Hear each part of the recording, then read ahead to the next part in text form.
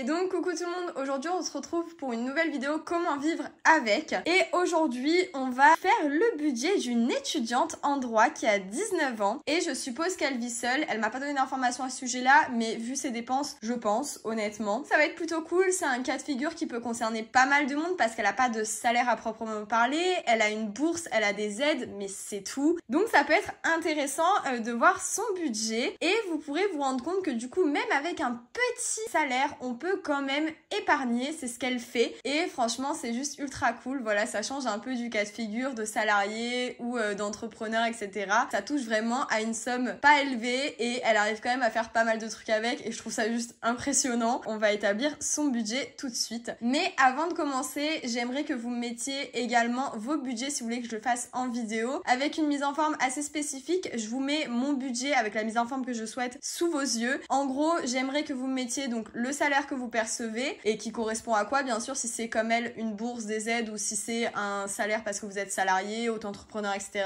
Après, vous mettez donc le nom de la catégorie, par exemple préfixe, vous allez à la ligne, vous mettez un tiret, vous mettez le nom de la dépense avec le montant de la dépense, vous retournez à la ligne, vous remettez un tiret, le titre de la dépense, le montant de la dépense et ainsi de suite jusqu'à finir les dépenses de cette catégorie. Puis vous mettez le total de la catégorie, vous faites ça pour chacune des catégories. Ça me permet de moins perdre de temps et que votre commentaire soit beaucoup plus clair lorsque je le lis. Notamment cette fille a fait ce format-là. Voilà, je vous mets son commentaire juste ici et moi ça m'a fait gagner du temps de ouf et au moins j'ai tout compris ses dépenses et là je n'oublierai rien, c'est clair, net et précis et c'est parfait. Donc voilà, vous avez deux exemples sous les yeux. N'hésitez pas à faire comme ça, vous prenez 10 minutes dans les notes, vous faites un copier-coller, vous le mettez en commentaire et c'est fini. Voilà, votre budget passera en vidéo sans aucun souci. Bref, on va revenir sur son budget. On va commencer tout de suite. Alors, cette personne s'appelle Lucine, il me semble. Son pseudo, c'est Lucine Lulu 17, donc je pense qu'elle s'appelle Lucine. Si tu t'appelles pas Lucine, excuse-moi, j'ai pris le premier prénom que j'ai vu sur ton pseudo. J'espère que ça ne te dérangera pas si c'est pas ton prénom, voilà. En revenu,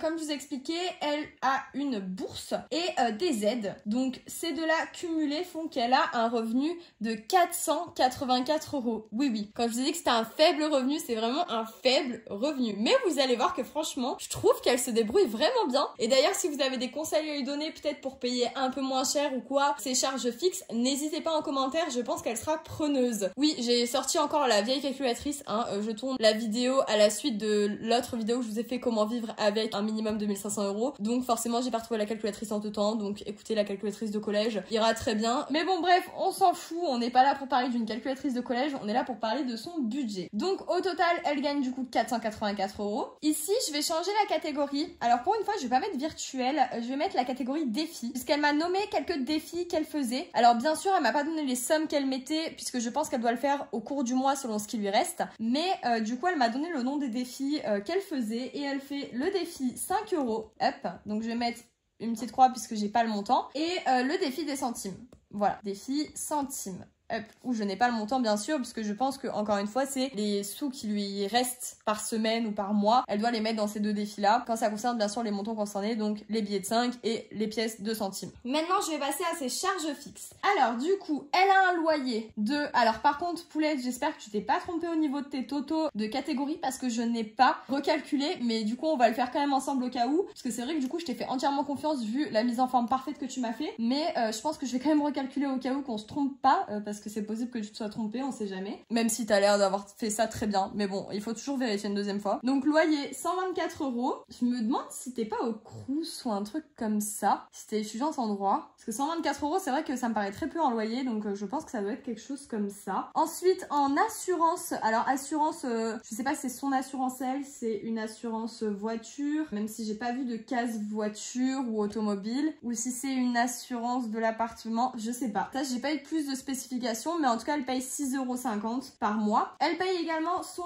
téléphone, hop, 9,99 €. Elle paye EDF forcément pour l'appart 30 € et elle a des frais bancaires qui sont de 14,35 €. Alors là franchement j'étais un peu choquée parce que moi mes frais bancaires ils s'élèvent à 6 €. Donc regarde peut-être avec ta banque si tu peux pas avoir pour avoir moins cher de frais bancaires parce que 14,35 € ça me paraît énorme. Alors après peut-être que t'as plein de trucs inclus chez ta banque, mais essaye de te renseigner si tu peux pas baisser les frais bancaires. Essaye de voir avec eux parce que ça peut toujours te faire gagner des sous. Donc elle au total elle m'a dit que ça faisait dit 184,84 €. On va venir calculer tout ça pour être sûr. Donc 124 € plus 6,50 plus 9,99 plus 30 plus 14, 35, 184,84, on est bon, elle s'est pas trompée, hop, donc 184,84, et du coup je viens déduire cette somme de 484 € qui est, je le rappelle, son revenu, et ça fait qu'il reste donc 299,16.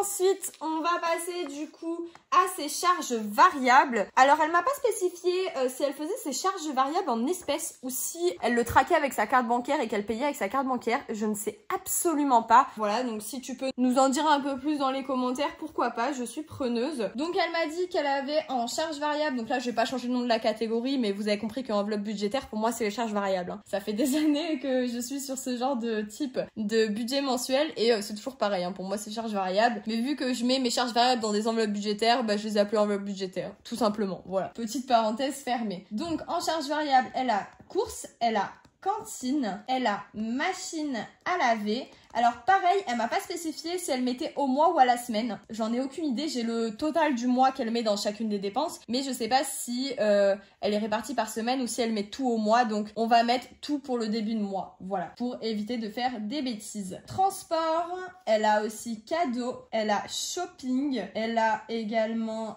sortie, et enfin pour finir, elle a divers. Donc pour courses, elle met 100 € au total pour le mois, hop, donc pareil comme je vous dis, je sais pas si elle est répartie par semaine ou par mois, donc on va le mettre en début. Elle a 15 € pour la cantine. Elle a 12 € pour la machine à laver. Donc je pense que c'est en laverie, du coup, 12 €. Ah non, à moins que si elle est en appartement universitaire, justement, je crois qu'elle a un truc, ouais, machine à laver dans les appartements d'université, mais c'est un truc groupé pour tout le monde, il me semble, si je dis pas de bêtises, hein, parce que j'ai jamais eu d'appart universitaire, mais je crois que ça marche comme ça. Bref, pareil, tu nous en diras plus en commentaire. 18 €, oula, qu'est-ce que j'ai fait là? 18 € pour le transport. Pour les cadeaux, elle met 30 €. Hop. Pour le shopping, elle met également 30 €. Pour les sorties, elle met 30 €. Et pour divers, elle met 20 €. Vous voyez quand même qu'avec son salaire, elle arrive quand même à faire pas mal de trucs. Je trouve c'est incroyable. Donc elle m'a dit que ça faisait 250 € au total. Encore une fois, je vais calculer, mais bon, je pense qu'elle s'est pas trompée, hein, qu'on soit honnête. Hop, plus 18, plus 30,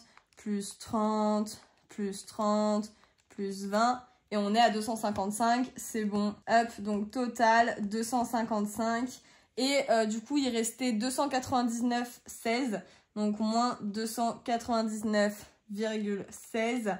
Et il lui reste 44,16 €. Ensuite, elle met aussi dans des épargnes, et elle en a 4. Donc elle a coiffeur, elle a vacances, elle a santé et elle a enfin projet. Elle met 10 € dans chacune de ses épargnes, ce qui fait un total de 40 € et donc il lui reste 4,16 €. Je pense peut-être que les 4,16 € doivent rester du coup sur son compte bancaire. Voilà, au cas où, on sait jamais, même si 4 € c'est pas énorme, mais en même temps avec le budget, enfin les revenus qu'elle a, je pense qu'elle peut pas faire autrement et je comprends tout à fait. Mais vous avez vu quand même qu'elle a réussi à mettre dans des épargnes, elle a réussi à mettre quand même pas mal d'enveloppes pour les charges variables, elle arrive à payer ses charges fixes avec seulement 484 €. Enfin moi je trouve ça vraiment hallucinant, je vous jure, ça m'a fait délirer quand j'ai vu ça, j'ai fait waouh, impressionnant. Et donc du coup au final, elle dépense un total de 479,84 € sur un revenu de 484 €. Elle m'a aussi spécifié qu'elle avait un compte épargne, donc je pense un livret ou quoi chez sa banque, et elle met l'argent qui lui reste en fin de mois là-dedans. Donc j'ai fini le budget de Lucine Lulu 17, donc merci